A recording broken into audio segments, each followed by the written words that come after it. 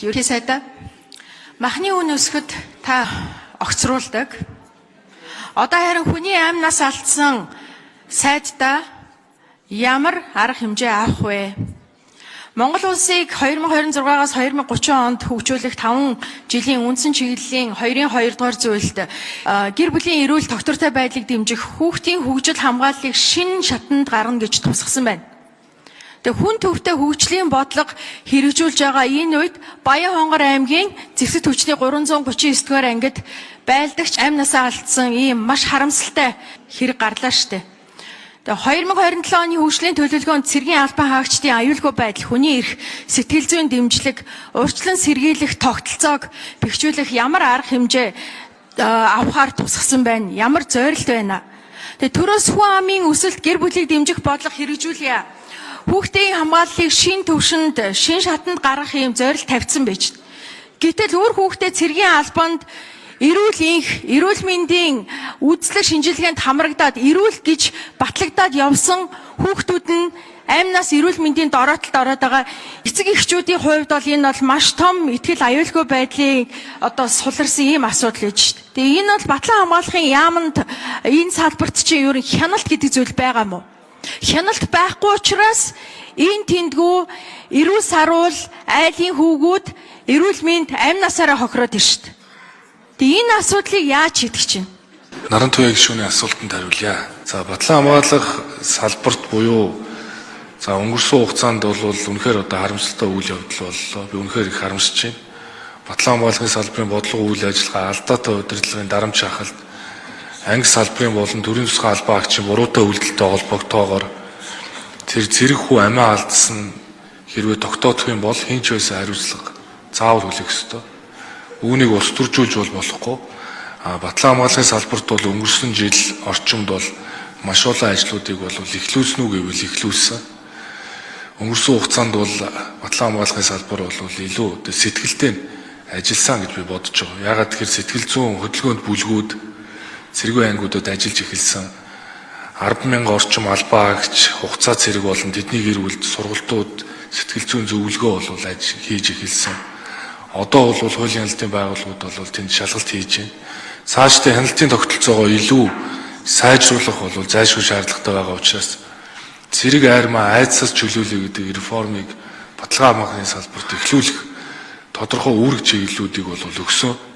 Хоёрдоо бол бид нар хяналттай дабл стандартыг нэвтрүүлэх буюу ангиудын камерыг тухайн ангийн дарга биш анжин штабын нэгдсэн төвөөс 24 цагаар онлайнаар хяндаг системийг эхлүүлэх гээд цахим хөгжлийн яам бол бусдын яамдуудыг оролцуулан ажиллаж байна.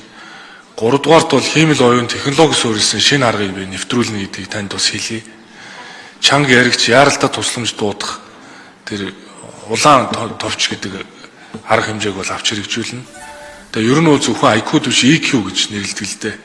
EQ руу буюу сэтгэл хөдлөлөө удирдах чадвар гэсэн арга хэмжээнүүдийг бол авч хэрэгжүүлнэ. Тэгээ ер нь асуудлуудыг засаж залруулад урагшаа хараад явж байгаа гэдгийг бас танд хэлье. За ерөнхий сайдад бол үнэхээр нэг гайхамшигтай зан чанар байна. Тэр нь болохоор зэрэг өмгөөлөх хамгаалах болвол ямар ч буруутныг, ямар ч авилгатныг өөрийнхөө бүр эрхийн доор өмгөөлж чаддаг ийм гайхамшигтай зан чанар байна танд. Тийм. Тэгэхээр зэрэг хүний амнаас алдчихад байхад та сэтгэлдээ ажилласан гэж хэлж байгаа шин яг одоо энэ хүүхдээ алдсан байгаа эхийн хувьд яаж тусах вэ гэдгийг та бодоорой. Таныг өвчтөе хэцүү байхад ээж нь ямар их шаналж байсан бол ард түмнээрээ шаналж байсан. Гэтэл тэнд нэг айлын хүү нас орчход байна. Тэгэхэд та энэ салбарын сайдыг сэтгэлдээ ажилласан гэж байгаа мó. Энэ салбарт үеийн үед цэргүүд амнасаа алдчихсан. Гэтэл одоо энэ сайд шин сэтгэлдээ ажилласан байхаараа 2-2 засгийн газарт улирч сонгогдоод шүн үүрээр албан ажиллаа сүр дулаантай аваад исэн байж энэ сэтгэлдээ ажилласан болоод хүний амнаас эрсдэд байж байгаа мó. Одоо тэгээд энэ хүүхдийн амнаас нь хэн хариуцлага? Даас ажлын хэсгээр шалгаж байна. Би дөрвөн байр сууриа хэлсэн шүү дээ. Үнэхээр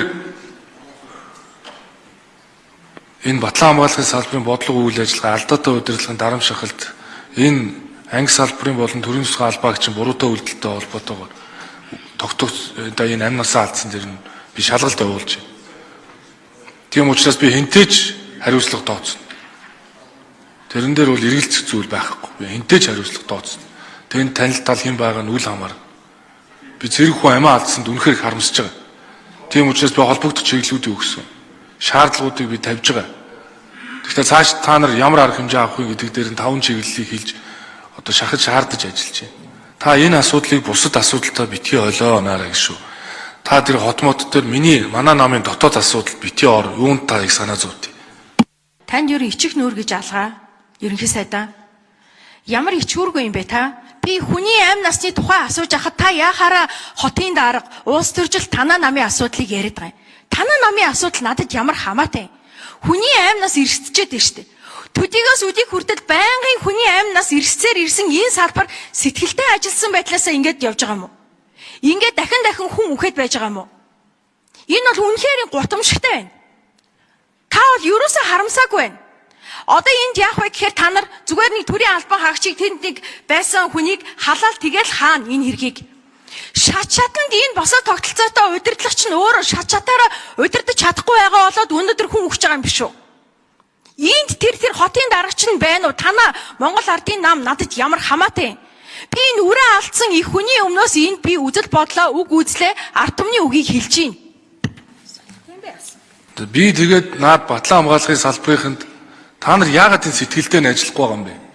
Тийм учраас дараах 5 арга хэмжээг авч хэрэгжүүлээ гэдгийг хэлээд байна шүү дээ.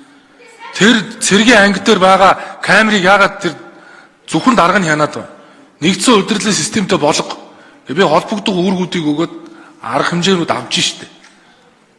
Би үнэхээр энд хэрвээ энэ нөхдүүдээс болоод ийм үйлдэл байгаа бол та нар энэ арга хэмжээг авч хэрэгжүүл дээрээс нь би та нарт одоо хариуцлага тооцно гэдэг хэлсэн. Тэрнээс биш та энэ асуудлыг битгий тэр нэг улс төртэй холбоотой. Дээрээс нь манай дотоод асуудал. Гэхдээ таал хэд хоног санаа зовоод уйлах гадал бөөл юм боллоо шүү дээ. Битгий хүний амь настай холбоотой энэ өөр асуудлыг хольж утгаад байна. Гэхдээ таал харамсаад одоо хэд хоног л уйлан дугарлаа шүү дээ. Одоо болоо шүү дээ.